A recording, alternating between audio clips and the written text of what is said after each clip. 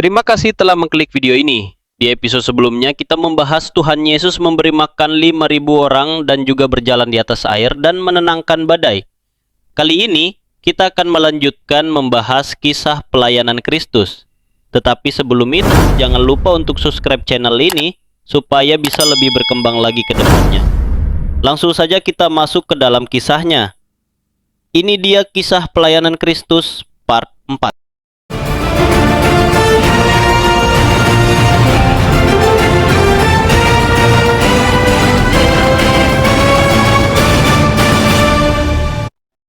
Hari-hari raya selalu ramai.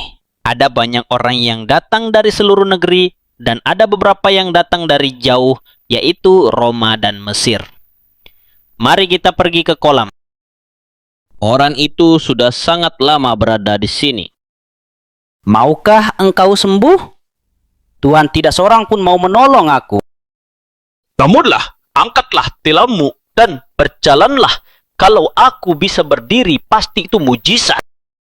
Lelucon apa ini? Kasihan orang itu, dia sudah menderita selama 38 tahun. Tidak baik dia mengganggu orang itu. Hari ini hari Sabat. Ku mendengar ada komplotan untuk menyingkirkan dia. Dia sudah terlalu banyak mengambil perhatian orang. Dia sudah membujuk umat kita bahwa dia bisa membuat mujizat. Yesus pikir siapa dia? Mesias kah? Wah, kakinya menjadi kuat. Dia berdiri. Tidak mungkin. Puji Tuhan.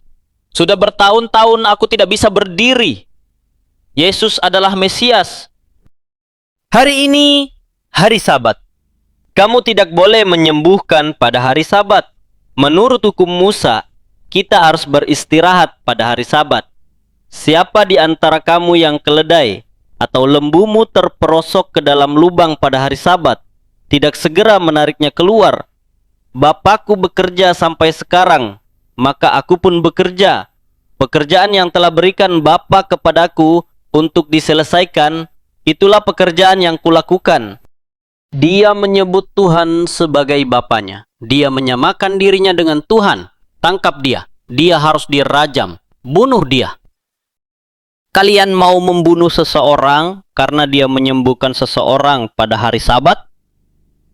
Dia berbicara melawan hukum kita. Dia tidak berkata apapun melawan hukum kita. Dengarlah yang akan dia katakan. Dengarlah, kamu takjub karena aku melakukan mujizat ini. Tetapi kamu akan melihat banyak mujizat lebih besar daripada hal ini. Sebab sama seperti Bapa membangkitkan dan menghidupkan orang-orang mati, demikian pula Putra menghidupkan siapa saja yang dia kehendaki. Sebab Bapa tidak menghakimi seorang pun, tetapi dia telah menyerahkan segala penghakiman kepada Putranya. Siapa tidak menghormati Putranya, dia tidak menghormati Bapa. Sungguhnya aku berkata kepadamu, siapa yang mendengarkan firman-Ku dan percaya kepada Dia yang telah mengutus aku, dia memiliki hidup kekal. Bagaimana kamu bisa memberikan hidup yang kekal? Saatnya akan tiba ketika semua orang yang berada di dalam kubur akan mendengarkan suaraku dan mereka akan keluar, yaitu mereka yang telah melakukan hal-hal yang baik menuju kebangkitan untuk kehidupan, sedangkan mereka yang telah melakukan hal-hal yang jahat menuju kebangkitan untuk penghakiman. Mereka akan dilemparkan ke dalam lautan api. Mereka akan disiksa siang dan malam untuk selama-lamanya. Itu hujat, siapa yang bisa memberikan hidup kekal kecuali Tuhan. Janganlah menganggap bahwa aku akan mendakwa kamu di hadapan Bapa.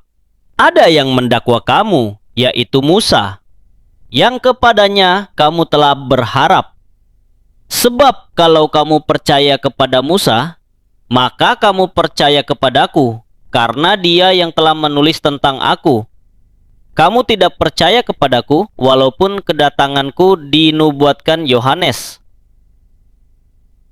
Kamu menyelidiki kitab suci karena kamu beranggapan akan memperoleh hidup kekal dari kitab suci itu. Dan kitab suci itulah yang bersaksi tentang aku. Bukankah dia ini orang yang sedang mereka cari untuk dibunuh? Lihatlah, dia berbicara secara terbuka. dan mereka tidak berkata apapun kepadanya. Jangan-jangan sesungguhnya para pemimpin itu telah mengenali bahwa dia adalah benar-benar Mesias. Padahal kita sudah mengetahui orang itu dari mana dia berasal. Sedangkan Mesias, tatkala dia datang, tidak seorang pun mengetahui dari mana dia berasal. Kamu berkata bahwa kamu mengenal aku dan juga mengetahui dari mana aku berasal. Aku telah datang bukan dari diriku sendiri, tetapi Bapa yang telah mengutus aku. Kamu tidak mengenal dia, namun aku mengenal dia karena aku berasal dari dia, dan dia juga telah mengutus aku. Bagaimana dia mendengar suaraku? Dia tahu segala hal. Ketika Mesias itu datang, akankah dia membuat tanda-tanda yang lebih banyak dari hal-hal yang telah dilakukan orang ini? Inilah Mesias yang kedatangannya sudah dinubuatkan. Pergi dan tangkap penghujat itu. Orang-orang mulai percaya kepadanya. Dia harus dibungkam. Kalau seseorang merasa haus, biarlah dia datang kepadaku dan minum. Roh Kudus akan menjadi mata air di dalam dirinya, yang terus memancar sampai hidup yang kekal. Berbahagialah orang yang lapar dan haus akan kebenaran, karena mereka akan dipuaskan. Berbahagialah orang yang membuat damai, karena mereka akan disebut anak-anak Tuhan. Namun aku berkata kepadamu, kasihilah musuh-musuhmu, berbuat baiklah terhadap mereka yang membenci kamu. Dia tidak berbicara seperti penjahat. Katanya, dia adalah penggenapan nubuat selama 4.000 tahun. Mengapa kamu tidak menyeret dia? Dia berdiri di depanmu. Mengapa kamu tidak menangkapnya? Belum pernah seorang pun berbicara seperti orang itu. Dia berbicara tentang kasih dan pengampunan. Apakah kamu juga telah ditipu? Apakah ada seseorang dari antara para pemimpin atau orang-orang Farisi yang telah percaya kepadanya Yesus ini harus mati?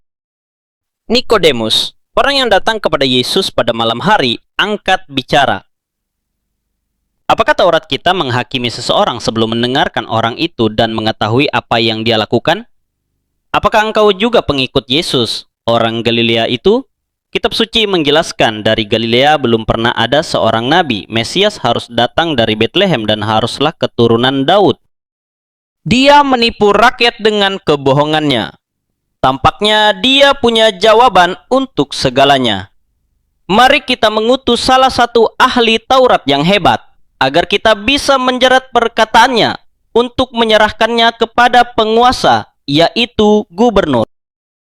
Aku mengenal ahli Taurat yang sangat pantas untuk tugas itu. Dia hebat dan cerdik.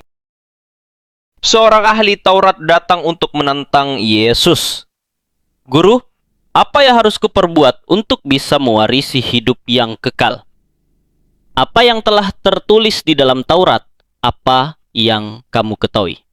Kasihilah Yahweh Tuhanmu dengan segenap hatimu, dengan segenap jiwamu, dengan segenap kekuatanmu, dan dengan segenap pikiranmu. Dan kasihilah sesamamu seperti dirimu sendiri. Engkau telah menjawab dengan benar. Lakukanlah itu, maka kamu akan hidup. Ya, tetapi siapakah sesamaku itu? Dengarlah cerita ini. Ada seorang pria yang turun dari Yerusalem ke Yerikho. Dia jatuh ke tangan para penyamun. Setelah dilucuti, bahkan setelah dipukuli, dia ditinggalkan dan menderita setengah mati. Secara kebetulan, turunlah seorang imam di jalan itu. Meskipun melihatnya, dia melewatinya dan tidak menolong orang itu. Dan sama seperti itu juga, seorang Lewi datang ke tempat itu. Setelah tiba dan melihatnya, dia juga melewatinya. Kalau seseorang mengatakan aku mengasihi Tuhan tetapi dia membenci sesamanya, dia adalah seorang pendusta. Karena siapa yang tidak mengasihi dan tidak menolong sesamanya yang kelihatan, bagaimana dia bisa mengasihi Tuhan yang tidak kelihatan? Kemudian datang seorang Samaria, orang yang dibenci oleh orang Yahudi dan dianggap najis. Ketika melihatnya, dia dipenuhi belas kasihan. Orang Samaria itu karena belas kasihannya berhenti untuk menolong. Dan setelah menghampiri, dia mengobati dan membalut luka-lukanya. Dan setelah menaikkan orang itu ke atas keledainya, dia membawanya ke sebuah penginapan dan merawatnya. Aku akan membawamu untuk dirawat. Aku akan membayar penginapan dan makanan untuk dia selama 2 minggu. Rawatlah dia, dan kalau masih kurang, aku akan bayar waktu kembali. Menurut pendapatmu, siapa dari ketiga orang ini yang menjadi sesama untuk orang yang jatuh ke tangan penyamun itu? Orang yang telah menunjukkan kemurahan kepadanya. Pelajaran yang luar biasa. Pergilah dan berbuatlah sama seperti itu. Kamu bisa mengasihi sesamamu. Dia bodoh, suruh dia pergi sebelum Yesus meyakinkan dia. Pelajaran sinting apa ini? Ini tidak praktis. Kebanyakan orang tidak akan melakukan hal seperti itu.